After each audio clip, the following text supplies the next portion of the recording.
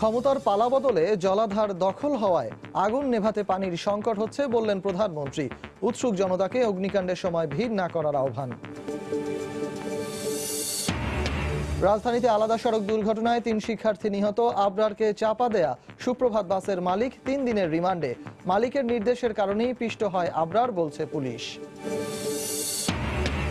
১ মাস চিকিৎসা নেয়ার পর সিঙ্গাপুরের হাসপাতাল ছাড়লেন আওয়ামী লীগ সাধারণ সম্পাদক ওবায়দুল কাদের। ফলো আপের জন্য থাকতে হবে আরো কিছুদিন।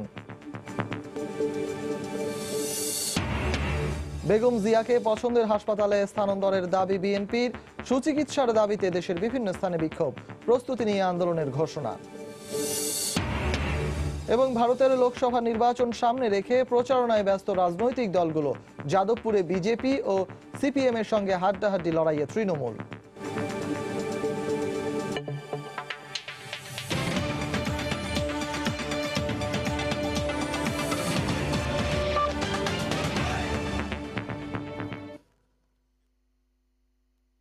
দেখছিলেন শিরোনাম। প্রবাসের সময় সঙ্গে আছি আমি সজল মিত্র রিচার্ড। ক্ষমতার পালা বদলে জলাধার দখল হয়ে যাওয়ার কারণে অগ্নি নির্বাপনে সমস্যা হচ্ছে উল্লেখ করে প্রধানমন্ত্রী শেখ হাসিনা বলেছেন যে স্থাপনায় নির্মাণ করা হোক, জলাধার যেন সংরক্ষিত থাকে। শুক্রবার বিকেলে গণভবনে আওয়ামী লীগের কার্যনির্বাহী সংসদের সভায় একথা বলেন তিনি। উৎসুক জনতাকে অগ্নিকাণ্ডের সময় অযথা ভিড় না করার আহ্বান জানান প্রধানমন্ত্রী। বিএনপি চেয়ারপারসন সহ কোনো নেতাকর্মীর বিরুদ্ধে মিথ্যে মামলা নেই বলেও উল্লেখ করেন তিনি। জ্বলছে এফআর টাওয়ার, নিচে উৎসুক হাজারো জনতা। ব্যাপক প্রাণহানির এই অগ্নিকাণ্ডের 1 সপ্তাহ পর আওয়ামী লীগের কার্যনির্বাহী সংসদের সভাও ছিল শোকের আবহে। দলীয় প্রধান সূচনা বক্তব্যে উৎসাহী মানুষের ভিড়ের কারণে অগ্নি নির্বাপনে বাধা সৃষ্টি হওয়ায় ক্ষোভ প্রকাশ করেন। আগুন লেগেছে, দুনিয়ার লোক যে সেখানে হাজির, ফায়ার সার্ভিস ঢুকতে পারে না, মানুষ যেতে পারে না। এটা কোন ধরনের একটা ব্যাপারটা সবাই দেখতে চায়, আর সেলফি তুলে, ছবি তুলে। এখানে সেলফি তোলার কি হলো আমি এটা বুঝতে পারি না। মানে সেলফিটা না তুলে কয়েক বালতি পানি নিয়ে আসুক। ভবন নির্মাণে নিয়ম মানা, জরুরি বহির্গমন পথ রাখা সহ নানা বিষয়ে সতর্ক থাকার আহ্বান জানান সরকার প্রধান। আর যাতে কোনো জলাধার নষ্ট না হয় সেদিকে সতর্ক থাকতে সংশ্লিষ্ট সবাইকে নির্দেশ দেন তিনি। বনানী লেকটা তো বন্ধই, মানে বিএনপির আমলে ওটা বন্ধ করে সবাইকে প্লট, সবাই বাড়ি, বিএনপি পল্লী হয়ে গেছে সেখানে। তো এইভাবে মানে জলাধারগুলি এক এক করে ধ্বংস করা, এটাও তো এখন এটাও সবার বোঝা উচিত যে আগুন লাগলে পানি নাই, ভূমিকম্প হলে কোথাও গিয়ে দাঁড়াবার জায়গা নাই, তাহলে অবস্থাটা কি দাঁড়াবে। দালানগুলো এমনভাবে বানানো হয়, এমনকি সেখানে ফায়ার এক্সিট, ইন্টেরিয়র ডেকোরেশন করতে যে ফায়ার এক্সিট বন্ধ। জাতীয় নির্বাচনে বিএনপির ভরাডুবি, আওয়ামী লীগের সরকার গঠন সহ রাজনৈতিক ইস্যুতেও কথা বলেন আওয়ামী লীগ সভাপতি। বিএনপির কোনো নেতাকর্মীর বিরুদ্ধে মিথ্যা মামলা নেই উল্লেখ করেন তিনি। যদিও এখন শুনি আমরা যে তারা খুব চিৎকার করেন তাদের বিরুদ্ধে মিথ্যা মামলা, একটা মামলাও কিন্তু মিথ্যা না। কারণ তাদের যে অগ্নিসন্ত্রাস এবং সন্ত্রাস, গ্রেনেড হামলা, অগ্নিসন্ত্রাসের সাথে জড়িত, তাদের বিরুদ্ধে মামলা হবেই। কার্যনির্বাহী সংসদের সভায় মুজিবনগর দিবস উদযাপন, উপজেলা নির্বাচন ও বঙ্গবন্ধু জন্ম শতবার্ষিকী উদযাপন সহ দলীয় বিভিন্ন বিষয়ে দিক নির্দেশনা দেন আওয়ামী লীগ সভাপতি। এছাড়া মার্কিন যুক্তরাষ্ট্র কেন বাংলাদেশে নিরাপত্তা সতর্কতা জারি করলো তা খতিয়ে দেখতে সংশ্লিষ্টদের নির্দেশ দেন প্রধানমন্ত্রী শেখ হাসিনা। তাদের কোনো তথ্য থাকে, এটা তাদের কর্তব্য হচ্ছে আমাদের অথরিটিকে জানানো। আজহার লিমন, সময় সংবাদ, ঢাকা। এফআর টাওয়ারের 19 থেকে 22 তলা পর্যন্ত গড়ে উঠেছে অবৈধভাবে। রাজুকের অনুমোদন আছে দাবি করলেও তদন্ত কমিটি কোনো বৈধ কাগজ পায়নি। রাজুকের তদন্ত কমিটির প্রতিবেদনে বেরিয়ে এসেছে নকশার সঙ্গে মূল ভবনের অসঙ্গতিও নেই, বাণিজ্যিকভাবে ব্যবহারের অনুমতি।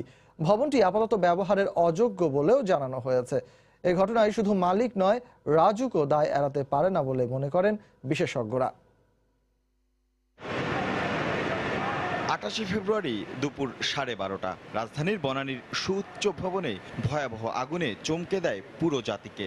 7 ঘন্টার চেষ্টায় আগুন নিভলেও পুড়ে ছাই 7 থেকে 22 তলা, প্রাণহানি 26 জনের। অগ্নিকাণ্ডের পর একে একে বেরিয়ে আসতে থাকে থলের বিড়াল। 22 তলা এই ভবনের অনুমতি ছিল 18 তলার। ঘটনার 5 দিনের মধ্যেই তদন্ত প্রতিবেদন দেয় রাজুক কমিটি। অতিরিক্ত 4 তলা করার অনুমতি ছিল মালিক এমন দাবি করলেও কোনো বৈধ নথি দেখাতে পারেনি। নির্মাণের মূল নকশার সাথে মিলেছে বিস্তর ফারাক। রাজুক থেকে যে আমরা প্রাপ্ত যে তথ্য বা যে ডিজাইন নকশা পেয়েছি সেটা আসলে বেসিক্যালি 18 তলার ভবন, 18 তলা, এবং এইটার বেসিক্যালি মেইনলি বিল্ডিংটা কিন্তু রেসিডেন্সিয়াল ইউজের জন্য। এবং অরিজিনাল ভবনে যেখানে সিঁড়িঘর দেখানো আছে, যেখানে লিফট দেখানো আছে, যে ভবনটা তৈরি হচ্ছে সেখানকার সিঁড়িঘর এবং লিফট কিন্তু সম্পূর্ণ ভিন্ন জায়গায় দেয়া আছে। প্রতিবেদনে আরও বলা হয়েছে, ভবনটিতে ফাটল দেখা দেয় আপাতত তা ব্যবহারযোগ্য নয়। আগুনের কারণে 8, 9 এবং 10 তলার কিছু কলামে কিছু সামান্য ক্র্যাক দেখা দিয়েছে। ইলেকট্রিক্যাল শর্ট সার্কিটের কারণে হচ্ছে বলে আমাদের প্রতিমান হচ্ছে, তার মানে ইলেকট্রিক লাইনেও কিছু সমস্যা আছে। এই কারণে আমরা যেটা দিয়েছি, আমাদের যে সাজেশন সেটা হচ্ছে আমরা মোটামুটি 5 মাস একটা সময় বেঁধে দিয়েছি। এর মধ্যে ভবনের স্ট্রাকচারাল ত্রুটি, ভবনের ফায়ারের যে সমস্ত গাফিলতি আছে বা যেগুলা ত্রুটি আছে, আর ইলেকট্রিক্যাল ত্রুটি সারিয়ে সংস্কার করে 5 মাসের মাথায় রাজুককে একটা সাবমিট করতে হবে রিপোর্ট ভবনের মালিককে। এক্ষেত্রে কেবল মালিকদের উপর দায় চাপিয়ে রাজুক পার পেতে পারে না বলে মনে করছেন বিশেষজ্ঞরা। এই ভবনটির নির্মাণ কাজ যে সময় হয়েছে সেই সময় রাজুকের দায়িত্বপ্রাপ্ত ব্যক্তি যারা ছিলেন তারা এবং এই ভবনের মালিক সংযুক্ত হয়ে নিজেরা নিজেদের ভিতরে আপোষ করে এই কাজটি করেছেন। পানিশমেন্ট যদি দিতে হয় তাহলে দুই পক্ষেরই পানিশমেন্ট হওয়ার কথা। তবে এমন দুর্ঘটনা এড়াতে সর্বস্তরে সচেতনতাও জরুরি বলে মনে করেন তারা। রাশেদ লিমন, সময় সংবাদ, ঢাকা। শুক্রবার রাজধানীর ডেমরায় 2টি বাসের রেষারেষিতে চাপা পড়ে ইরাম নামে এক কলেজ ছাত্র নিহত হয়েছে। এ ঘটনায় ঘাতক বাসের চালক ও হেলপারকে আটক করেছে পুলিশ। ইরামের মৃত্যুতে সড়ক অবরোধ করে বিক্ষোভ করে তার সহপাঠীরা। এদিকে মোটরসাইকেল নিয়ন্ত্রণ হারিয়ে খিলগাঁও ফ্লাইওভার থেকে পড়ে 2 স্কুল ছাত্র নিহত হয়েছে। টিভিতে খবর কইতে হবে, লাভটা কি? কোন অ্যাকশন হয়? আমি পরিষ্কার করে যে আমি কোন আইনের আশ্রয় নিতাম না, নিয়ে লাভটা কি? এভাবেই ছেলের মৃত্যুতে ক্ষোভ জানান ইরামের বাবা। সড়ক দুর্ঘটনায় মৃত্যুর পর দেখা যায় প্রশাসনের নানা তৎপরতা, কিন্তু কোনোভাবেই থামানো যাচ্ছে না সড়কে মৃত্যুর মিছিল। প্রত্যক্ষদর্শীরা জানান, শুক্রবার দুপুরে রাজধানীর ডেমরা রামপুরা সড়কের পাশে সাইকেল চালিয়ে যাচ্ছিল ইরাম ব্যাপারী। এ সময় আমুলিয়া এলাকায় স্বাধীন ও রমজান পরিবহনের 2টি বাসের রেষারেষি চলছিল। এক পর্যায়ে রমজান পরিবহনের বাসটি ইরামকে চাপা দিলে ঘটনাস্থলেই মারা যায় ইরাম। সহপাঠীর মৃত্যুর খবরে ডেমরা যাত্রাবাড়ি ও ডেমরা রামপুরা সড়ক অবরোধ করে বিক্ষোভ শুরু করেন শিক্ষার্থীরা। আর দুজন ওভারটেক করতে গেছে, একজনের সাইড দিয়েছে আর একজনের চাপ দিয়ে সাইকেলের উপরে দিয়ে ডাইরেক্ট পিছালাইছে। একটা ছাত্র যান যাচ্ছে, একটা ফ্রুট দিচ্ছে, এর তো কোনো মানে হয় না ভাই। আজকে আমার কাছে আমি বুঝতেছি, কালকে আপনার যাবে আপনি বুঝবেন। দীর্ঘদিন ধরে স্থানীয়রা এই সড়কে স্পিড ব্রেকারের দাবি করলেও দুর্ঘটনার পর প্রশাসনের তোড়জোড় বেড়ে যায় স্পিড ব্রেকার নির্মাণে। এদিকে খিলগাঁও ফ্লাইওভার থেকে ছিটকে পড়ে মোটরসাইকেল আরোহী 2 স্কুল শিক্ষার্থী নিহত হয়েছে। দুপুর 2:30টার দিকে খিলগাঁও ফ্লাইওভারের ইউলুপের ওপর থেকে মোটরসাইকেলটি নিয়ন্ত্রণ হারিয়ে পড়ে যায় তারা। নামাজ পড়ার পরে একটু ঘোরার জন্য বেরিয়েছিল, ঘোরানোর পরে এই দুর্ঘটনাটা ঘটে। ঢালে নামার সময় এই অবস্থাটা হয়। নিহত Abdullah Al Noman বনশ্রীর eastern school and কলেজের 9ম শ্রেণীর ছাত্র এবং তুহিন কদমতলা পূর্ব বাসাবো স্কুল অ্যান্ড কলেজের 10ম শ্রেণীর ছাত্র ছিল। তোহা খান তামিম, সময় সংবাদ, ঢাকা। এদিকে বিশ্ববিদ্যালয় ছাত্র আবরারকে চাপা দেয়া সুপ্রভাত বাসের মালিক ননী গোপাল সরকারকে 3 দিনের রিমান্ডে দিয়েছেন আদালত। আবরারের আগে শাহজাদপুরের বাঁশবাড়ি এলাকায় কলেজ ছাত্রী সিনথিয়াকে চাপা দেওয়ার পর ননী গোপালের নির্দেশে বাসটি নিয়ে কন্ডাক্টর ইব্রাহিম পালানোর সময় পিষ্ট করে আবরারকে। পুলিশ বলছে, চালক ও কন্ডাক্টরের পাশাপাশি বাসের মালিকও এর দায় এড়াতে পারেন না। 18 মার্চ সকাল 8:45টার দিকে শাহজাদপুরের বাঁশবাড়ি এলাকায় ফুটপাতে বাসের অপেক্ষায় ছিল মিরপুর আইডিয়াল কলেজের 11শ শ্রেণীর শিক্ষার্থী সিনথিয়া সুলতানা মুক্তা। হঠাৎ একটি বাসের ধাক্কায় লুটিয়ে পড়ে সিনথিয়া। পথচারীরা বাসায় খবর দিলে স্বজনরা দ্রুত হাসপাতালে নিয়ে যায় তাকে। সুপ্রভাত পরিবহনের বাসটি একই কোম্পানির আরেকটি বাসকে অতিক্রম করতে গিয়েই চাপা দেয় সিনথিয়াকে। 3 হাসপাতাল ঘুরে এখন সে বাসায় শয্যাশয়ী। আমার কলেজ মিরপুর 10-এ, তো আমি 10 নম্বরের বাসের জন্য ওয়েট করছিলাম। তখন হঠাৎ করে বাসটা এসে আমার ডান সাইডে ধাক্কা মারে।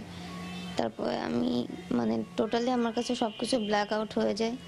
এদিকে পুলিশ বলছে সিনথিয়াকে চাপা দেওয়ার পর ট্রাফিক পুলিশ চালক সিরাজকে আটক করেন। বাসটি সরিয়ে রাস্তার পাশে নেওয়ার নির্দেশ দেন কন্ডাক্টর ইব্রাহিমকে। সে সময় মালিক ননীগোপালের সঙ্গে যোগাযোগ করেন ইব্রাহিমকে বাস নিয়ে সরে পড়ার নির্দেশ দেন ননীগোপাল, আর তা করার সময় বাসটি চাপা দেয় আবরারকে। ননীগোপাল জানান তার 4টি বাস রয়েছে, তবে বাসটির রুট পারমিট ঢাকা ব্রাহ্মণবাড়িয়ার হলেও ঢাকা গাজীপুর রুটে কেন চলছিল সে প্রশ্নের কোনো উত্তর নেই তার কাছে। 8.5 লাখ টাকায় বাসটি কেনার 2.5 বছর পেরিয়ে গেলেও রেজিস্ট্রেশন কেন করেননি সেটাও এক ধোঁয়াশা। যখন আমি গাড়িটা কিনছি তখন এত রুট পারমিটের ইটা আমরা জানতাম না জানাতে আমি এই গাড়িটা এই রোডে চালাই। এক রোডটা আরেক রোডে চালান যায় না জানতাম না, ওইটা না, মানে ওই সময়টা এতটা ছিল না। এখন যে করা হয়েছে গাড়িটা 2-2.5 বছর আগে কিনছি। কেনার পরে রেজিস্ট্রেশন বদলাইছেন আপনার নামে? না, করি নাই। পুলিশ বলছে ননীগোপালের নির্দেশনা মানতে গিয়েই আবরারকে চাপা দেওয়ার ঘটনা ঘটেছে, তাই চালক ও কন্ডাক্টরের পাশাপাশি দায় রয়েছে তারও। উনি তার ড্রাইভ হেল্পার এবং তার কন্ডাক্টরকে উস্কে দিয়েছেন গাড়িটাকে চালিয়ে নিয়ে যাওয়ার জন্য, যাদের কোনো রাস্তাতে গাড়ি চালানোর পারমিট লাইসেন্স কোনোটাই নেই। এক্ষেত্রে তো অবশ্যই তার দায় দায়িত্ব রয়েছে। তদন্ত অনেকটাই আমরা অগ্রসর হয়েছি, আশা করছি খুব সহসাই এই মামলার অভিযোগপত্র দাখিল করতে সক্ষম হবে। এই ঘটনায় এরই মধ্যে বাসের চালক সিরাজ, কন্ডাক্টর ইব্রাহিম ও হেল্পার ইয়াসিন আদালতে স্বীকারোক্তিমূলক জবানবন্দি দিয়েছে। খান মোহাম্মদ রুমেল, সময় সংবাদ, ঢাকা। মানিকগঞ্জে বাস ও ট্রাকের মুখোমুখি সংঘর্ষে 2 জন নিহত হয়েছেন। দুর্ঘটনায় আহত হয়েছেন আরও অন্তত 11 জন। শুক্রবার বিকেলে ঢাকা আরিচা মহাসড়কে মানিকগঞ্জের বরমগাইল এলাকায় এ দুর্ঘটনা ঘটে। হাইওয়ে পুলিশ জানায় মানিকগঞ্জ থেকে রাজবাড়ির দিকে যাচ্ছিল যাত্রীবাহী একটি বাস। এটি ঘটনাস্থলে পৌঁছলে বিপরীত দিক থেকে আসা একটি ট্রাকের সঙ্গে সংঘর্ষ হয়। এতে ঘটনাস্থলে ট্রাক চালক নিহত হন। পরে আহতদের উদ্ধার করে মানিকগঞ্জ সদর হাসপাতালে নেয়ার পথে আরও একজনের মৃত্যু হয়। আহত 3 জনের অবস্থা আশঙ্কাজনক হওয়ায় তাদের ঢাকা মেডিকেলে নেওয়া হয়েছে। এদিকে দুর্ঘটনার কারণে ঢাকা আরিচা মহাসড়কে যান চলাচল বন্ধ হয়ে যায়। 1 ঘন্টা পর দুর্ঘটনা কবলিত গাড়ি দুটি সরিয়ে নিলে যান চলাচল স্বাভাবিক হয়।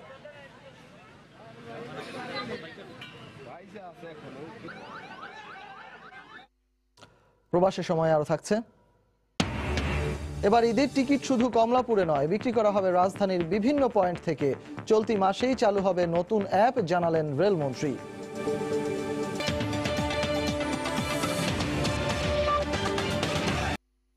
1 মাস চিকিৎসা নেয়ার পর সিঙ্গাপুরের মাউন্ট এলিজাবেথ হাসপাতাল ছাড়লেন আওয়ামী লীগের সাধারণ সম্পাদক ওবায়দুল কাদের। বাইপাস সার্জারির পর শারীরিক অবস্থার উন্নতি হওয়ায় শুক্রবার স্থানীয় সময় 3:15টার দিকে হাসপাতাল ছাড়েন তিনি। সড়ক পরিবহন ও মহাসড়ক বিভাগের উপপ্রধান তথ্য কর্মকর্তা মোহাম্মদ আবু নাসের এ তথ্য জানান। তিনি জানান, হাসপাতালের পাশে একটি বাসা ভাড়া নেওয়া হয়েছে, সেখান থেকেই সড়ক পরিবহন ও সেতু মন্ত্রীর চিকিৎসা পরবর্তী সেবা চলবে। 2 মার্চ হঠাৎ করেই খবর আসে আওয়ামী লীগের সাধারণ সম্পাদক ওবায়দুল কাদের বুকে ব্যথা অনুভব করায় বঙ্গবন্ধু শেখ মুজিব মেডিকেল বিশ্ববিদ্যালয়ে ভর্তি হয়েছেন। তার স্বাস্থ্যের বিভিন্ন পরীক্ষা নিরীক্ষা করছেন চিকিৎসকরা। শুরুতে তার অবস্থা যে গুরুতর তেমন একটা আঁচ করা যায়নি।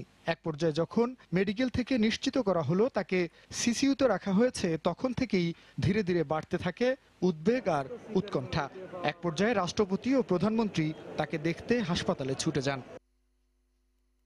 তার চিকিৎসাধীন একটি ছবি সামাজিক যোগাযোগ মাধ্যমে ছড়িয়ে পড়লে তা যেন কোনোভাবেই বিশ্বাস হচ্ছিল না জনপ্রিয় নেতার অনুসারীদের। সময় যত গড়াচ্ছিল ততই যেন বাড়ছিল উদ্বেগ আর উৎকণ্ঠা। এক পর্যায়ে সিঙ্গাপুরের চিকিৎসক দল ঢাকায় এলেন। পরে প্রধানমন্ত্রীর অনুরোধে তাকে দেখতে ঢাকায় আসেন উপমহাদেশের প্রখ্যাত হৃদরোগ বিশেষজ্ঞ দেবী শেঠি। তিনি ওবায়দুল কাদেরকে দেখার পর উন্নত চিকিৎসার জন্য সিঙ্গাপুরে নেয়ার পরামর্শ দেন। এরপর কিছুটা স্বস্তি আসে দেশবাসীর মধ্যে। ধর্মীয় উপাসনালয়গুলোতে চলে তার রোগ মুক্তির প্রার্থনা। পরে 4 মার্চ বিকেল 4:15টায় ওবায়দুল কাদেরকে নিয়ে যাওয়া হয় সিঙ্গাপুরের মাউন্ট এলিজাবেথ হাসপাতালে। রাত 8:45টার দিকে সিঙ্গাপুরে পৌঁছায় তাকে বহনকারী এয়ার অ্যাম্বুলেন্স। শুরু হয় তার চিকিৎসা। বেশ কিছুদিন চিকিৎসা শেষে তার অবস্থার কিছুটা উন্নতি হওয়ার পর 20 মার্চ করা হয় বাইপাস সার্জারি। পরে 6 দিন আইসিইউতে রাখার পর তাকে স্থানান্তর করা হয় কেবিনে। এরপর ধীরে ধীরে সুস্থ হয়ে ওঠেন আওয়ামী লীগের বর্ষিয়ান এই নেতা। দীর্ঘ 1 মাস চিকিৎসা শেষে শুক্রবার স্থানীয় সময় বিকেল 3:15টার দিকে হাসপাতাল থেকে ছাড়া পান তিনি। স্বস্তি ফেরে সবার মাঝে। এখন অপেক্ষা পুরোপুরি সুস্থ হয়ে প্রিয় নেতার দেশে ফেরার। জুনায়েদ আল হাবিব, সময় সংবাদ। বিএনপি চেয়ারপারসন বেগম খালেদা জিয়ার মুক্তি এবং উন্নত চিকিৎসার দাবি জানিয়েছে বিএনপি। একই সঙ্গে বেগম জিয়াকে কারামুক্ত করতে পূর্ণ প্রস্তুতি নিয়ে রাজপথে নামারও কথা বলছে দলটি। এদিকে দলীয় প্রধানের মুক্তি এবং সুচিকিৎসার দাবিতে দেশের বিভিন্ন জেলায় বিক্ষোভ করেছেন নেতাকর্মীরা। দুর্নীতির 2 মামলায় দণ্ডপ্রাপ্ত কারাবন্দী বেগম খালেদা জিয়ার মুক্তির দাবিতে আবারও সরব বিএনপি। বেগম জিয়ার মুক্তি এবং সুচিকিৎসার দাবিতে শুক্রবার দুপুরে ঢাকা রিপোর্টার্স ইউনিটি মিলনায়তনে এক আলোচনা অনুষ্ঠানে দলটির স্থায়ী কমিটির সদস্য ডক্টর আব্দুল মঈন খান বলেন, পূর্ণ প্রস্তুতি নিয়ে রাজপথের আন্দোলনের মাধ্যমে বেগম জিয়াকে মুক্ত করা হবে।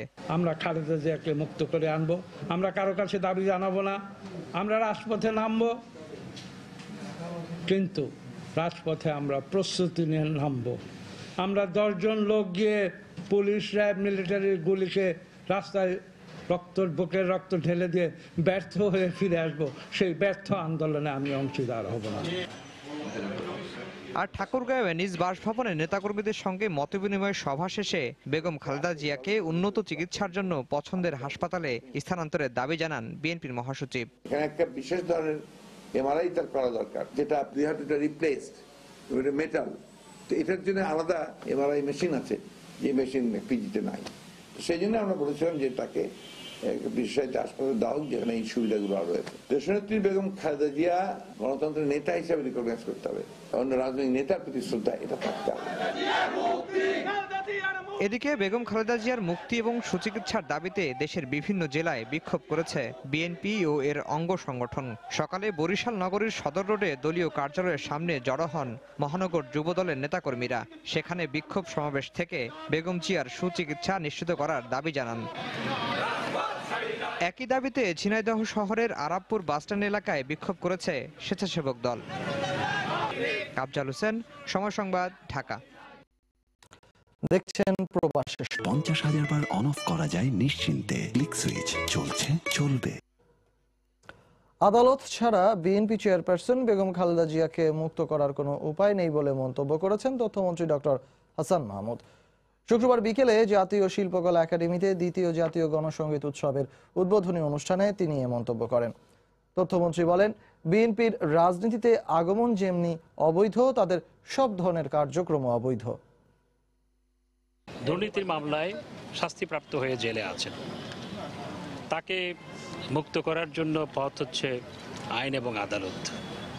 আইন এবং আদালত ব্যতিরেকে অন্য কোনোভাবে খালেদা জিয়াকে মুক্ত করার কোনো সুযোগ নাই। বহুবার আন্দোলনের কথা বলেছে, কিন্তু বিএনপির এই আন্দোলনের যে আহ্বান এবং ডাক, এটি মানুষের কাছে হাস্যাস্পদ হয়ে গেছে। নির্বাচনের প্রতি মানুষের অনীহা ও অনাস্থা গণতন্ত্রের জন্য অশনি সংকেত বলে জানিয়েছেন বিকল্পধারার president doctor AQM Badruddoza Chowdhury. শুক্রবার বিকেলে জাতীয় প্রেস ক্লাবে আলোচনা অনুষ্ঠানে বক্তব্য রাখেন তিনি। গণতান্ত্রিক রাজনীতির বিকাশে বিরোধী মতকে রাজনীতি করার সুযোগ দেওয়ার আহ্বান জানান বদরুদ্দোজা চৌধুরী। নির্বাচন সম্পর্কে অনীহা এটা বেড়ে গেলে অত্যন্ত ভয়াবহ একটা আশঙ্কাজনক রূপ নিতে পারে। সেই জন্য opposition must be taken into confidence. অপোজিশনকে বিশ্বাস করতে হবে, বিরোধী দলকে বিশ্বাস করতে হবে, তাদেরকে রাজনীতি করার সুযোগ দিতে হবে। কিন্তু তার মানে এই নয় তারা বিশৃঙ্খলা করবে, তারা উশৃঙ্খলতা করবে, তারা বেআইনি কাজ করবে, সেগুলো মেনে নেওয়া হবে। আমি তো বলি নাই। তার সুষ্ঠু রাজনীতি, গণতান্ত্রিক রাজনীতির পথে সমস্ত বাধা বিঘ্ন তুলে দেওয়া উচিত। একই সঙ্গে বিরোধী দলকে আমরা বলবো, আপনার আইনের পথে আসেন। আসন্ন ঈদ উল ফিতরে ঘরমুখো মানুষের চাপ সামাল দিতে রাজধানীর বিভিন্ন পয়েন্টে ট্রেনের টিকিট বিক্রির চিন্তা করছে রেল মন্ত্রণালয়। শুক্রবার সকালে কমলাপুর রেল স্টেশনে একথা জানান রেলমন্ত্রী নুরুল ইসলাম সুজন। তিনি বলেন, টিকিট বিক্রি অবাধ ও সুষ্ঠুভাবে সম্পন্ন সহ রেল ব্যবস্থাকে আধুনিক করতে 1 মাসের মধ্যে মোবাইল অ্যাপ চালু করা হবে। পরিপূর্ণ যাত্রী সেবা নিশ্চিত করতে 1 মাসের আলটিমেটাম শেষে কমলাপুর রেল স্টেশন পরিদর্শনে এসে সাংবাদিকদের সঙ্গে কথা বলেন মন্ত্রী। বেসরকারি খাতে থাকা 72টি ট্রেনের চুক্তির মেয়াদ শেষ হলে রেল বিভাগই তা দেখভাল করবে বলেও জানান মন্ত্রী। ঈদ আসলে এইখানে যে একটা হাটের মতো বসে যায়, এটা আমরা আশা করছি, আমরা ইতিমধ্যে কথা বলেছি, যাতে বিভিন্ন পয়েন্ট থেকে এই টিকিটটা আমরা দিতে পারি ঈদের সময়। এ মাসের মধ্যেই আমরা একটি মোবাইল অ্যাপস আমরা চালু করতে যাচ্ছি, যার মাধ্যমে আমরা আশা করছি আমাদের যে রেল টিকিটিং ব্যবস্থা এটা সম্পূর্ণভাবে আমরা এই মোবাইল অ্যাপসের মাধ্যমে আমরা সেই সেবাটি দিতে পারবো। আপনার বাড়িতে বসে বিকাশ কিংবা অন্য আপনার মাধ্যমে টাকা পেমেন্ট করে আপনার বাড়িতে বসে টিকিটটা করতে পারবেন। রাজধানীতে দায়িত্বরত ট্রাফিক পুলিশের অর্ধেকেই শ্বাসকষ্ট ও শ্রবণ সমস্যায় ভুগছেন। শারীরিক সমস্যার পাশাপাশি আছে ভয়াবহ মানসিক চাপও। রাজধানী কেন্দ্রীয় পুলিশ হাসপাতালে এ তথ্য জানিয়েছে। যোগাযোগ বিশেষজ্ঞরা বলছেন, ট্রাফিক ব্যবস্থাকে আধুনিক করতে পারলেই মুক্তি পাবে সড়কের দায়িত্বে থাকা এই মানুষগুলো। শব্দ দূষণ থেকে বাঁচতে ইয়ার প্লাগ ব্যবহারের পরামর্শ চিকিৎসকদের। ওবায়দুল্লাহ মামুনের রিপোর্ট। ট্রাফিক ডিভিশনে যারা কাজ করে 50% লোক কিন্তু আপনার এই শ্বাসকষ্টতে ভোগে। রাতে শব্দের কারণে অনেককার সময় দেখা যায় যে ঘুমের থেকে জেগে ওঠে। লাঞ্চে বেশি ক্ষতিগ্রস্ত হচ্ছে, আর পাশাপাশি অন্য অন্য যেগুলো সেগুলো তো আছেই। এরকম সমস্যা রাজধানী কিংবা এর বাইরে দায়িত্বে থাকা হাজারো ট্রাফিক পুলিশের। শুধু রাজধানীতেই প্রায় 3500 ট্রাফিক সদস্য রয়েছেন সড়কে শৃঙ্খলার দায়িত্বে। রোদ, বৃষ্টি কিংবা ঝড়ে রাস্তায় দায়িত্ব পালন করতে হয় তাদের। বিশেষ করে ঢাকার ধূলি দূষণ আর অতিরিক্ত শব্দ দূষণের সবচেয়ে বেশি শিকার ট্রাফিক বিভাগের দায়িত্বে থাকা পুলিশ সদস্যরা। আমরা হৃদযন্ত্রের সমস্যা, শ্রবণ প্রতিবন্ধী, তারপর অবস্থিতি, এই জাতীয় সমস্যা আমরা প্রতিনিয়তই ভুগি। ট্রাফিক নিয়ন্ত্রণ করতে যে আমরা প্রতিনিয়তই বিভিন্নভাবে শারীরিকভাবে সমস্যার সম্মুখীন হই। রাজারবাগ কেন্দ্রীয় পুলিশ হাসপাতালের তথ্য অনুযায়ী প্রতিদিন শ্বাসকষ্ট, শ্রবণ শক্তি ও হৃদরোগজনিত সমস্যা নিয়ে আসেন প্রায় 150 শতাধিক ট্রাফিক পুলিশ। যারা সমস্যা নিয়ে আসেন ওনাদের সংখ্যাটা 100 থেকে 150 মধ্যেই থাকে পার ডে।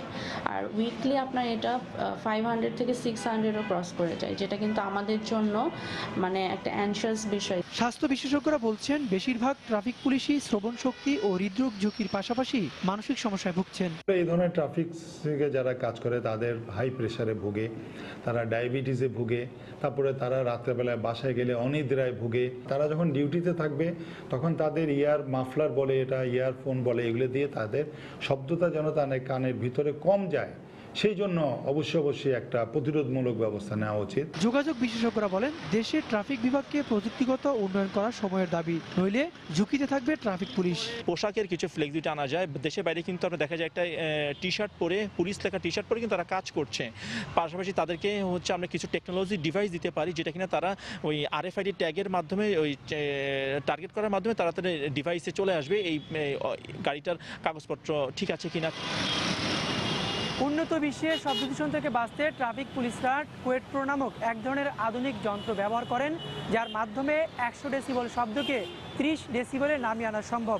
বাংলাদেশে এই ধরনের আধুনিক যন্ত্র ব্যবহার করতে পারলে অনেকটাই শব্দ দূষণ থেকে রক্ষা পাবে ট্রাফিক পুলিশরা। ওবায়দুল্লাহ মামুন, সময় সংবাদ, ঢাকা। এক সপ্তাহ ধরে পানি নেই রাজধানীর যাত্রাবাড়ির মীর হাজিরবাগ এলাকায়। স্থানীয়দের অভিযোগ, প্রায়ই এমন সংকটে পড়তে হয় তাদের। আসন্ন রমজানের আগে এই সমস্যার স্থায়ী সমাধান চান তারা। স্থানীয় জনপ্রতিনিধি জানান, সরকারি কোনো খালি জায়গা না থাকায় স্থাপন করা যাচ্ছে না পানির পাম্প। তবে এ বিষয়ে ওয়াসা কর্তৃপক্ষ কোনো বক্তব্য দিতে রাজি হয়নি। কয়েক লাখ লোকের বসবাস, কিন্তু পানির পাম্প আছে মাত্র 4টি। এক সপ্তাহ ধরে পানি নেই এলাকাটিতে। প্রতিদিন সকাল এবং দুপুরে 2 বার ওয়াসার গাড়ি করে পানি দেওয়া হলেও তা অপ্রতুল। বৃহস্পতিবার আধা ঘন্টা আন্দোলনের পর ওয়াসার একটি গাড়ি এসে পানি দিয়ে যায়, যদিও মাত্র 1 ঘন্টায় শেষ হয়ে যায় সে পানি। স্থানীয়রা জানান, প্রায় পানির সমস্যায় পড়তে হয় তাদের। আসন্ন রমজানের আগে পানির স্থায়ী সমাধান চান তারা। 5 থেকে 7 বছর ধরে পানির কষ্ট করি। প্রতি বছর 5 দিন 7 দিন আমাদের লাইনে কোনো পানি থাকে না। আমরা রাইটের পর রাত, দিনের পর দিন অপেক্ষা করি, মোটরে পানি পাই না। আমাদের পাম্প অ্যাভেলেবেল নেই। পাম্পের জন্য লোকজনের আজকে পানির সমস্যাটা হচ্ছে। যেখান থেকে পানিটা আসে এটা সাইদাবাদ শোধনাগার। এই সাইদাবাদ শোধনাগারে যখন প্রোডাকশন কমে যায় তখন আমাদের 11 নম্বর ওয়ার্ডে প্রোডাকশন কমে যায়। মসজিদেও পানি নেই, আমরা নামাজও পড়তে পারতেছি না পানির জন্য। আজকে বিদ্যুৎ না থাকে মোমবাতি জ্বালায় থাকবো, গ্যাস না থাকে কেরোসিন দিয়ে রান্না করব। পানির বিকল্প কি? স্থানীয় জনপ্রতিনিধিরা জানান, সরকারি কোনো খালি জায়গা না থাকায় পানির পাম্প স্থাপন করা যাচ্ছে না, যার কারণে পানি সমস্যার স্থায়ী কোনো সমাধান করা যাচ্ছে না। পানির গাড়ি এনে তাদেরকে সমস্যার সমাধান করছে, কিন্তু এটা তো স্থায়ী সমাধান না। আমাদের সরকারি কোনো জায়গা নাই যে আমরা ওইখানে নিজের উদ্যোগ গিয়ে আমরা ওইখানে তাদের স্থায়ী সমাধান দিব। তবে এই বিষয়ে ওয়াসা কর্তৃপক্ষ কোনো বক্তব্য দিতে রাজি হয়নি। সব পক্ষের সমন্বিত প্রচেষ্টার মাধ্যমে পানি নিয়ে দীর্ঘদিনের এই সমস্যার স্থায়ী সমাধান হবে বলে আশাবাদ স্থানীয়দের। শাহরিয়ার জামান দ্বীপ, সময় সংবাদ, ঢাকা। প্রবাসের সময় আরো থাকছে, ফলন বিপর্যয়ে দিশেহারা হাওরের কৃষক, চিটা হয়ে শেষ সুনামগঞ্জ ও নেত্রকোনার হাজার হাজার হেক্টর জমির ধান, প্রকৃতির উপর দায় চাপিয়ে খালাস কৃষি বিভাগ।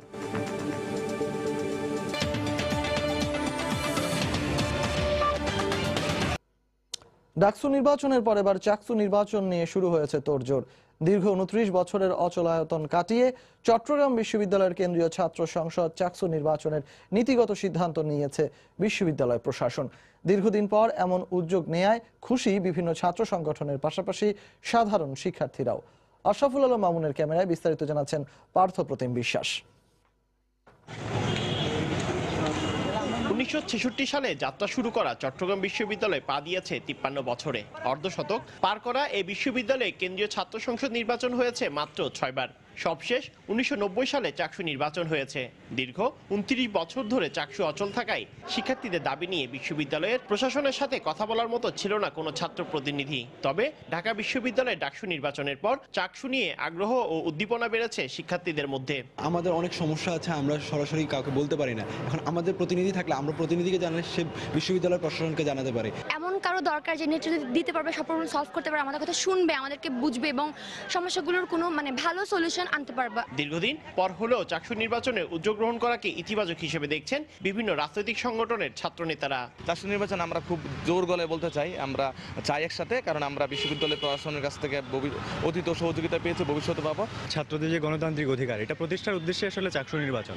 তো সেই জায়গা থেকে ছাত্ররা যদি তাদের ভোটের মাধ্যমে যদি তাদের মতামত নাই প্রকাশ করতে পারে, তাহলে আসলে এই ধরনের নির্বাচন দিয়ে আসলে খুব একটা কিছু আশা করা যায় না। ক্যাম্পাসে নির্বাচন হবে দীর্ঘদিন পরে, অবশ্যই বাংলাদেশ জাতীয় ছাত্রদল নির্বাচনে অংশগ্রহণ করবে, কিন্তু বিশ্ববিদ্যালয়ের প্রথম শর্ত হচ্ছে সহাবস্থান। শিক্ষার্থীদের অধিকার আদায় ও নেতৃত্ব তৈরিতে চাকসু নির্বাচন দরকার বলে মনে করেন উপাচার্য। রাজনৈতিক দলগুলোর যে অঙ্গ সংগঠন আছে, ছাত্র সংগঠনগুলো আছে, সেটা একটা রাজনৈতিক বিষয়। সেক্ষেত্রে মাননীয় প্রধানমন্ত্রীর সদয় নির্দেশনা অত্যন্ত প্রয়োজন। আইন শৃঙ্খলা রক্ষা বাহিনী সহ প্রশাসনের সহযোগিতা আমি একটা সুন্দর নির্বাচন উপহার দিতে পারবো। বিশ্ববিদ্যালয়ের প্রতিষ্ঠার পর প্রথম চাকসু নির্বাচন হয় 1970 সালে। সবশেষ 1990 সালে ষষ্ঠ নির্বাচনে বিপি নির্বাচিত হন নাজিম উদ্দিন এবং জিএস হন আজিম উদ্দিন। পার্থপ্রতিম বিশ্বাস, সময় সংবাদ, চট্টগ্রাম। বরিশাল বিশ্ববিদ্যালয়ের উপাচার্যের পদত্যাগ দাবিতে প্রতীকী অনশন করেছেন শিক্ষার্থীরা। আন্দোলনের 10ম দিনে শুক্রবার সকাল 10:30টায় প্রশাসনিক ভবনের সামনে অবস্থান নিয়ে এ কর্মসূচি শুরু করেন তারা। দ্রুত উপাচার্য পদত্যাগ না করলে আন্দোলন চালিয়ে যাওয়ার ঘোষণা দেন শিক্ষার্থীরা। স্বাধীনতা দিবসের অনুষ্ঠানে আমন্ত্রণ না পাওয়ায় শিক্ষার্থীরা প্রতিবাদ করলে ক্ষিপ্ত হয়ে কটূক্তি করেন উপাচার্য। এর প্রতিবাদে আন্দোলনে নামেন শিক্ষার্থীরা। অনশনের ডাক দিয়েছি এবং আমাদের এই যৌক্তিক আন্দোলন চলবে। আমাদের একটাই দফা, আমরা এই ভিসির পদত্যাগ চাই। তিনি আমাদের যে আলটিমেটাম দিয়েছিলাম সেই সময়ের মধ্যে তিনি পদত্যাগ করেননি এবং তারপরে আমরা বলেছিলাম যে আমরা কঠোর থেকে কঠোর কর্মসূচি হাতে নেব। তারই ধারাবাহিকতায় আমরা আজকে অনশনে বসেছি। স্যার সেই আলটিমেটামের সময়ের মধ্যে পদত্যাগ করেন নাই, যার কারণে আমাদের আন্দোলনের কর্মসূচি কঠোর থেকে কঠোরতর হচ্ছে। আরএফএল এর রেইনবো পেইন্টস, জাদুই জানে। রেইনবো পেইন্টস, ছড়াও জীবনের রং। ধানের ফলন বিপর্যয়ে আবারও স্বপ্নভঙ্গ হাওড় অঞ্চলের কৃষকের। চিটা ধরে শেষ হয়ে গেছে সুনামগঞ্জ ও নেত্রকোনার বিস্তীর্ণ হাওরের হাজার হাজার হেক্টরের ধানের ক্ষেত। সারা বছর চলার রসদ যোগানো একমাত্র ফসলের এমন দশায় দিশেহারা, ধার দেনায় জর্জরিত কৃষক। এই অবস্থায় উন্নয়ন কর্মীরা সরকারি সহায়তার দাবি জানালেও প্রকৃতির ওপর দায় চাপিয়েই নির্ভর কৃষি বিভাগ। নেত্রকোনা প্রতিনিধি আলপনা বেগম ও সুনামগঞ্জ প্রতিনিধি হিমাদ্রি শেখর ভদ্রকে সঙ্গে নিয়ে আশরাফুল ইসলামের ক্যামেরায় সালাউদ্দিন সুমনের রিপোর্ট। দিগন্ত জোড়া ধানের ক্ষেত যেন সবুজের গালিচা বিছিয়ে দিয়েছে বিস্তীর্ণ হাওরের বুকে। আর কদিন বাদে এই সবুজ ধানে লাগবে সোনালী রং, ঘরে উঠবে নতুন ফসল। অথচ কৃষকের মুখে নেই হাসির ঝিলিক। ধান আছে, কিন্তু ধানের ভেতরে নেই চালের অস্তিত্ব। চিটা ধরে নেত্রকোনার হাওরের হেক্টরের পর হেক্টর জমিতে মারাত্মক ফলন বিপর্যয় দেখা দিয়েছে। চাল নাই ভিতরে, শুধু সুসা ধান দেন না, এর ভিতরে চাল নাই। ভাই চাল একবার ভাই চাল নাই। অন্য বছর পানি এনেছে গা, এই ক্ষেত ঠিক মতো মর গেছে, সাইপা টাইপা আনন গেছে। এই বছর তো তাও কিছু নাই। গরিব মানুষ আমরা ঋণ দিন করছি, এই ঋণ কিভাবে পরিশোধ করি? বছরে একটা ফসল, এই ফসল যদি না থাকে তাহলে তো আমাদের ফুলাফান পালা খুব কঠিন বিষয়। হঠাৎ করেই ফসলের এই অবস্থা হবে তা ঘুণাক্ষরেও বুঝতে পারেননি কৃষকেরা। পাহাড়ি ঢল কিংবা আকস্মিক বন্যায় ফসল তলিয়ে যাওয়ার আশঙ্কায় প্রতি বছর এ সময় বাঁধ নিয়ে আতঙ্কে থাকেন হাওর অঞ্চলের কৃষকেরা। কিন্তু এবার বাঁধ নয়, কৃষকদের ঘুম কেড়ে নিয়েছে বিপর্যস্ত ধানের ক্ষেত। শুধু নেত্রকোনায় নয়, সুনামগঞ্জের হাওরগুলোতেও দেখা দিয়েছে একই অবস্থা। হালির হাওর, শনির হাওর ও দেখার হাওর সহ সুনামগঞ্জের বিভিন্ন হাওরেও কৃষকদের হাহাকার বোরোর ফলন নিয়েই। 16 আনা ধানের মাঝে মনে হয় এখানে ধানও টিকতো না, সব সুতা হয়ে গেছে। এই হাওরে দেখেন ওইগুলা যা আছে সম্পূর্ণই এই লাল হয়ে ভিতরে চাল নাই। আমরা তো এই রোগগুলো আমরা বুঝতে পারতেছি না। সরেজমিন পরিদর্শন না করেই কৃষি বিভাগ বলছে, স্বাভাবিক সময়ের 1 মাস আগে ধান রোপণ ও পরবর্তীতে অনাবৃষ্টির কারণেই এই অবস্থার সৃষ্টি। ডিপাওয়ারে যায় না, কিন্তু আমরা যেটুকু দেখছি যে ওই ধানের একদম টিপটাতে, শীষের টিপটাতে 2-1টাতে স্পাইকলেট কম আছে। এটা টেম্পারেচার কমের জন্য হয় এবং এটা কোল ইনজুরি আমরা যেটাকে বলে আর কি। দিশেহারা কৃষকদের সহায়তায় এগিয়ে আসতে সরকারের প্রতি আহ্বান জানালেন এই উন্নয়ন কর্মী। সময় যতই যাচ্ছে, আমরা খবর যত পাচ্ছি তত জানতে পারছি যে এই বিপর্যয়টি বিভিন্ন অঞ্চলে বিস্তৃত। ফলে সরকারের উচিত হবে এই সময়কালে তাদের সাহায্যে এগিয়ে আসা। কৃষি বিভাগের দেয়া তথ্যমতে এবার সুনামগঞ্জে 2,24,000 হেক্টর ও নেত্রকোনায় 40,500 হেক্টর হাওরের জমিতে ধান চাষ হয়েছে। সালাউদ্দিন সুমন, সময় সংবাদ, সুনামগঞ্জ। বেশ ঢাকঢোল পিটিয়ে 3 বছর আগে সিলেট নগরের ঝুঁকিপূর্ণ ভবন ভাঙার কাজ শুরু হয়, কিন্তু দুটি ভাঙার পরই থেমে যায়। স্থানীয় বিশেষজ্ঞরা বলছেন, ভবনগুলো দ্রুত ভাঙা না হলে বড় ধরনের দুর্ঘটনা ঘটতে পারে। সিটি কর্পোরেশনের দাবি, বুয়েটের বিশেষজ্ঞরা ভাঙার কাজে বাধা হয়ে দাঁড়িয়েছেন। আব্দুল হাদের রিপোর্ট, ক্যামেরায় ছিলেন দিগেন সিংহ। সিলেট নগরের 34টি ভবনকে ঝুঁকিপূর্ণ হিসেবে চিহ্নিত করেছে সিটি কর্পোরেশন। এর মধ্যে 23টি অতি ঝুঁকিপূর্ণ। 2016 সালে ঝুঁকিপূর্ণ ভবন ভাঙার কাজ শুরু করে কর্পোরেশন। তাঁতিপাড়া ও বন্দরবাজারের দুটি ভবনও ভাঙা হয়। এরপর এই কার্যক্রম আর সামনে এগোয়নি। বর্তমানে আমাদের ছড়া বা রাস্তাগুলো প্রশস্ত করার কাজে আমাদের লোকজন বেশি নিয়োজিত। এই প্রোগ্রামটা আপাতত মানে তেমন কার্যক্রম চলছে না। বেশ কয়েক বছর আগে জেলা প্রশাসকের কার্যালয়ের এই মালখানা ভবনটি পরিত্যক্ত ঘোষণা করেছে গণপূর্ত বিভাগ। তারপরও এই ভবনে চলছে দাপ্তরিক কার্যক্রম। শুধু তাই নয়, ঝুঁকিপূর্ণ এই ভবনে রয়েছে জেলার সকল মামলার আলামত। সিটি কর্পোরেশনের গা ঘেঁষা ভবন সিটি সুপার মার্কেটও অতি ঝুঁকিপূর্ণ। এটার মালিক স্বয়ং সিসিক। ঝুঁকিপূর্ণ ভবন চিহ্নিতকরণের সঙ্গে জড়িত এই বিশেষজ্ঞ বলেন, সরকারি ভবন আগে ভাঙলে এখান থেকে সাধারণ মানুষ উদ্বুদ্ধ হবে। তবে ভবন ঝুঁকিপূর্ণ মানতে নারাজ সিটি সুপার মার্কেটের ব্যবসায়ীরা। সিটি কর্পোরেশনের উচিত, যদি তাদের আন্ডারের এইসব বিল্ডিংগুলি রেক্টোফিটিং করা সম্ভব হয়, তাহলে তাড়াতাড়ি রেক্টোফিটিং করে জনগণের কাছে দেখানো যে আমরা আমাদের বিল্ডিংগুলি কারেকশন করেছি। ঝুঁকিপূর্ণ না, এটা সার্টিফিকেট আছে। ঝুঁকিপূর্ণ 3-4টা 10টা দোকান আছে, আমরা সাবেক নির্বাহী থাকতে অপসারণ করাই দিছি। মেয়র বলছেন, ঝুঁকিপূর্ণ চিহ্নিত করা ভবনের মালিকরা ঢাকা থেকে বুয়েটের ইঞ্জিনিয়ার এনে বলেন সেটা ঝুঁকিহীন। আমরা যেটাতে ঝুঁকিপূর্ণ বলেছি, বুয়েটের মতো বিশ্ববিদ্যালয় যদি বলে এটা ঝুঁকিপূর্ণ না, ওই সুযোগটা নিতে পারবো না। নোটিশ দেওয়া সত্ত্বেও যারা ভাঙতেছেন না, বাজা করতেছেন না, আমরা এটা প্রশাসনিকভাবে আমরা সরকারের সাহায্য নেব এবং এটাকে আমাদের অবশ্যই আইনের আওতায় নিয়ে এটা ভেঙে দিতে হবে। 23টি অতি ঝুঁকিপূর্ণ ভবনের মধ্যে সরকারি ভবন 5টি, বাকিগুলো মার্কেট ও বাসাবাড়ি। আব্দুল আহাদ, সময় সংবাদ, সিলেট। জলবায়ু পরিবর্তনের কারণে বাংলাদেশের 1,90,00,000 শিশু স্বাস্থ্য ঝুঁকিতে রয়েছে বলে জানিয়েছে জাতিসংঘের শিশু বিষয়ক সংস্থা ইউনিসেফ। বৃহস্পতিবার প্রকাশিত প্রতিবেদনে বলা হয়, প্রাকৃতিক নানা দুর্যোগের কারণে এদেশের প্রতি 3টি শিশুর মধ্যে 1টি শিশু মৃত্যু ঝুঁকিতে রয়েছে। এই পরিস্থিতিতে জলবায়ু পরিবর্তন মোকাবেলায় প্রয়োজনীয় পদক্ষেপ নেওয়ার পরামর্শ দিয়েছেন বিশেষজ্ঞরা। সুজলা সুফলা বাংলাদেশের চিত্র প্রতিনিয়তই পাল্টে যাচ্ছে জলবায়ুর পরিবর্তনের প্রভাবে। বিশ্ব জলবায়ু ঝুঁকি সূচক 2019 অনুযায়ী ঝড়, বন্যা ও খরা সহ নানা ধরনের প্রাকৃতিক দুর্যোগের কারণে এদেশে ঝুঁকিতে রয়েছে 3,70,00,000 মানুষ। এর মধ্যে অন্তত 1,90,00,000ই শিশু। বৃহস্পতিবার প্রকাশিত জাতিসংঘের শিশু বিষয়ক সংস্থা ইউনিসেফের প্রতিবেদনে বলা হয়, দুর্যোগের কারণে দেশের প্রতি 3 জন শিশুর মধ্যে 1 জন মারাত্মক স্বাস্থ্য ঝুঁকিতে রয়েছে। 1,90,00,000 শিশু জলবায়ু পরিবর্তনের প্রভাবে সরাসরি ক্ষতিগ্রস্ত হচ্ছে। এদের মধ্যে রোহিঙ্গা শিশুও রয়েছে।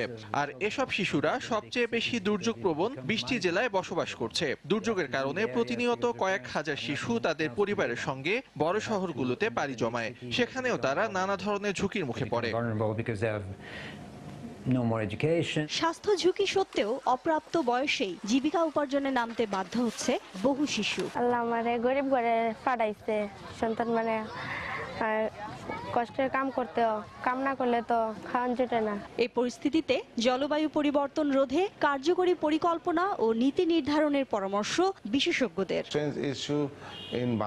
বাংলাদেশে জলবায়ু পরিবর্তন এবং উন্নয়ন ইস্যু একটি অপরটির সঙ্গে জড়িত। এই সমস্যা মোকাবিলা করতে হলে আমাদের কার্যকরী পরিকল্পনা প্রণয়ন, প্রকল্প বাস্তবায়ন এবং সঠিক নীতি নির্ধারণ করতে হবে।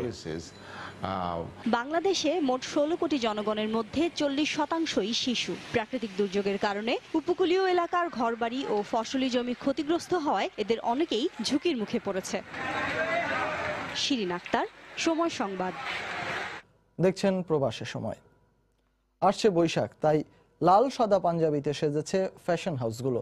রয়েছে বৈচিত্র্যময়তা, যেখানে উজ্জ্বল রঙে তুলে ধরা হয়েছে দেশীয় ঐতিহ্য। ব্যবসা গরম মাথায় রেখে ক্রেতারা প্রাধান্য দিচ্ছেন সুতি কাপড়। অনেকের আবার পছন্দ ফতুয়া আর টি শার্ট। মামুন আব্দুল্লাহর রিপোর্ট। রূপবৈচিত্র্যের এই বাংলায় চৈত্রের পরন্ত বেলায় আশি আশি করছে পহেলা বৈশাখ। ঐতিহ্যের এই সার্বজনীন উৎসবে ফুটে ওঠার অপেক্ষায় দেশীয় সংস্কৃতি, যে সংস্কৃতির বহমানতায় এরই মধ্যে একটু একটু করে সেজে উঠছে ফ্যাশন হাউসগুলো, যেখানে স্পষ্ট বৈশাখী রং লাল সাদা। আর ঐতিহ্যের ধারাতেই ছেলেদের বৈশাখী ফ্যাশনে বেড়েছে পাঞ্জাবির কদর। তাই নগরের দোকানগুলোতে চলছে বৈশাখের কেনাকাটা। প্রিয়জনকে প্রিয় রঙের পাঞ্জাবি উপহার দিতে বিপণী বিতানে আসছেন নারীরাও। বৈশাখ উপলক্ষেই তো আসলাম পাঞ্জাবি দেখতে, পাঞ্জাবি অথবা ফতুয়া এই টাইপের কোনো একটা কিছু কেনার ইচ্ছা। পাঞ্জাবি ছেলের জন্য, হাজবেন্ডের জন্য পাঞ্জাবি, আমার জন্য সালোয়ার কামিজ। আমি এখানে আসছি বৈশাখের পাঞ্জাবি কেনার জন্য। বাঙালির এটা ঐতিহ্য, পয়লা বৈশাখ সবাই লাল পাঞ্জাবি পরে, সাদা পরে, ওই হিসেবে আর কি কিনা সকালে বাইর হওয়া। সাধ্যের মধ্যেই দামের হিসেব নিকেশ মেটানো গেলেও ক্রেতাদের চাওয়া গতানুগতিক ডিজাইনের বাইরে একটু ভিন্নতা। কাপড়ের মানেও চান আরেকটু ভালো কিছু। আমি লাইট কালারের মধ্যে প্রেফার করছি এবং পাশাপাশি একটু উজ্জ্বল কালারও পছন্দ করছি, যেহেতু আমাদের একটা উৎসব। হয়তো ওই সময়ে অনেক ভিড় হবে, তাই আমরা এই জন্য আগে কেনাকাটা করার জন্য আসছি। কালেকশন এখনো মানে মোটামুটি তেমন কালেকশন আমি এখনো ভালো দেখিনি। তবে গরম আবহাওয়ার কথা মাথায় রেখে রং ও ডিজাইনে ভিন্নতা আনার কথা জানান বিক্রেতারা। 35টার উপরে ডিজাইন আসছে পাঞ্জাবির, আর প্রতিনিয়ত আসছে। পাঞ্জাবির সাথে আমাদের পাজামাটা, সাথে ইজি প্যান্টটা দেওয়া হচ্ছে কম্বিনেশন করে। সাদার উপরে কাজ করা, লাল কাজ, লালের উপরে সাদা কাজ, এই দুইটা কাজই বেশি। কাস্টমার টুকটাক করতেছে, তো প্রত্যাশা আশা করি পূর্ণ হবে। রাজধানীর দোকানগুলোতে 700 থেকে 2500 টাকার মধ্যে পাঞ্জাবি এবং 300 থেকে 1000 টাকায় পাওয়া যাবে বিভিন্ন ধরনের ফতুয়া। মামুন আব্দুল্লাহ, সময় সংবাদ, ঢাকা। জানাবো দেশের বাইরের খবর। ভারতের আসন্ন লোকসভা নির্বাচনে পশ্চিমবঙ্গের যাদবপুর থেকে এবার মমতা বন্দ্যোপাধ্যায় তৃণমূল কংগ্রেসের হয়ে লড়ছেন টালিগঞ্জের অভিনেত্রী মিমি চক্রবর্তী। তার প্রতিদ্বন্দ্বী প্রার্থী তৃণমূল থেকে সদ্য পদত্যাগ করে বিজেপিতে যোগ দেয়া অনুপম হাজরা ও সিপিএম এর বর্ষিয়ান নেতা বিকাশ রঞ্জন ভট্টাচার্য। আসনটিতে ত্রিমুখী লড়াই হবে বলেই ধারণা ভোটারদের। বিস্তারিত জানাচ্ছেন কলকাতা প্রতিনিধি সুব্রত আচার্য। ক্যামেরায় ছিলেন সৌমেন রায়চৌধুরী। ভারতের আসন্ন লোকসভা নির্বাচনে কলকাতা ঘেঁষা যাদবপুর আসনটি নানা কারণেই আলোচিত। এই আসন থেকেই লোকসভার প্রাক্তন স্পিকার সোমনাথ চট্টোপাধ্যায়কে হারিয়ে প্রথমবারের মতো সাংসদ নির্বাচিত হয়েছিলেন মমতা বন্দ্যোপাধ্যায়। আমার এলাকায় পোস্টারের লাইট নিয়ে আমি গাটির পয়সা খরচা করে পোস্টার লাইট লাগিয়ে দিচ্ছি। রাস্তায় যোগাযোগ ব্যবস্থা ভালো না, জলের প্রবলেম। টোটাল যে যাদবপুর বেল্টটা একসময় বামফ্রন্টের বেল্ট ছিল, তো সেই সুবিধাটা বামফ্রন্টও নেওয়ার চেষ্টা করবে, যার জন্য এখানে একটু দেখবেন হাড্ডাহাড্ডি হবেই হবে। তৃণমূল কংগ্রেস জিন্দাবাদ। পশ্চিমবঙ্গের আলোচিত এই আসন যাদবপুর থেকে তৃণমূল প্রার্থী করেছে টালিগঞ্জের অভিনেত্রী মিমি চক্রবর্তীকে। শুক্রবার যাদবপুরের বিভিন্ন এলাকায় প্রচারণা চালিয়েছেন তিনি। ভোটারদের দিয়েছেন নানা প্রতিশ্রুতি। আমি যখন দাঁড়িয়েছি তো আমি এটাই কথা দিতে পারি যে আমি লোকের পাশে দাঁড়ানোর জন্যই এসছি আর সেটাই করব। রমজান মাসে রোজা রাখার সৌভাগ্য পাইনি, আর আমার মনে হয় ভগবান আল্লাহ এই সৌভাগ্যটা, এই সুযোগটা করে দিয়েছে যে আমি সবার সাথে মিলে এই লক্ষ লক্ষ মানুষের সাথে একসাথে করতে পারছি। মিমির বিরুদ্ধে লড়ছেন তৃণমূল থেকে সদ্য বিজেপিতে যোগ দেয়া তরুণ সাংসদ অনুপম হাজরা। নির্বাচনে শতভাগ জয়ের বিষয়ে আশাবাদের কথা জানিয়েছেন তিনি। মানুষ অলরেডি ঠিক করে ফেলেছে কোন দিকে ভোট দেবে। তারা চাইছে যে দাদা ভোটটা দেওয়ার সুযোগ যেন পায়। মানুষ তো দেখবে কাজ, এই এক মাসের মধ্যে কে কতটা অভিনয় করলো সেটা দেখবে না। এবং মানুষ এটাও জানে যে তৃণমূলে যারা তারকা প্রার্থী হয় তারা হয় শোপিস। এই আসনে তৃণমূল কংগ্রেস এবং বিজেপির আরেক প্রতিপক্ষ সিপিএম এর বর্ষিয়ান নেতা আইনজীবী বিকাশ রঞ্জন ভট্টাচার্য। তাই এই আসনটিতে হাড্ডাহাড্ডি ত্রিমুখী লড়াই হবে বলে মনে করছেন যাদবপুরের ভোটাররা। তৃণমূল এবং বিজেপি তাদেরকে পরাজিত করাটাই মানুষের কাছে 1 নম্বর চ্যালেঞ্জ। আর সেই কারণে ওরা সবাই মিলে চেষ্টা করছে যাতে মানুষ স্বাধীনভাবে ভোট দিতে না পারে। লোকসভা নির্বাচনে তৃণমূল কংগ্রেস এই আসনটি ধরে রাখতে পারবে কিনা সেটি এখন দেখার বিষয়। যাদবপুর কেন্দ্র থেকে সুব্রত আচার্য, সময় সংবাদ। এ পর্যায়ে শীর্ষ সংবাদ জানিয়ে দিচ্ছি আরেকবার। ক্ষমতার পালা বদলে জলাধার দখল হওয়ায় আগুন নেভাতে পানির সংকট হচ্ছে বললেন প্রধানমন্ত্রী। উৎসুক জনতাকে অগ্নিকাণ্ডের সময় ভিড় না করার আহ্বান। রাজধানীতে আলাদা সড়ক দুর্ঘটনায় 3 শিক্ষার্থী নিহত। আবরারকে চাপা দেয়া সুপ্রভাত বাসের মালিক 3 দিনের রিমান্ডে। মালিকের নির্দেশের কারণেই পিষ্ট হয় আবরার বলছে পুলিশ। 1 মাস চিকিৎসা নেয়ার পর সিঙ্গাপুরের হাসপাতাল ছাড়লেন আওয়ামী লীগ সাধারণ সম্পাদক ওবায়দুল কাদের। ফলো আপের জন্য থাকতে হবে আরো কিছুদিন। বেগম জিয়াকে পছন্দের হাসপাতালে স্থানান্তরের দাবি বিএনপির। সুচিকিৎসার দাবিতে দেশের বিভিন্ন স্থানে বিক্ষোভ, প্রস্তুতি নিয়ে আন্দোলনের ঘোষণা। এবং ভারতের লোকসভা নির্বাচন সামনে রেখে প্রচারণায় ব্যস্ত রাজনৈতিক দলগুলো। যাদবপুরে বিজেপি ও সিপিএম এর সঙ্গে হাড্ডাহাড্ডি লড়াইয়ে তৃণমূল।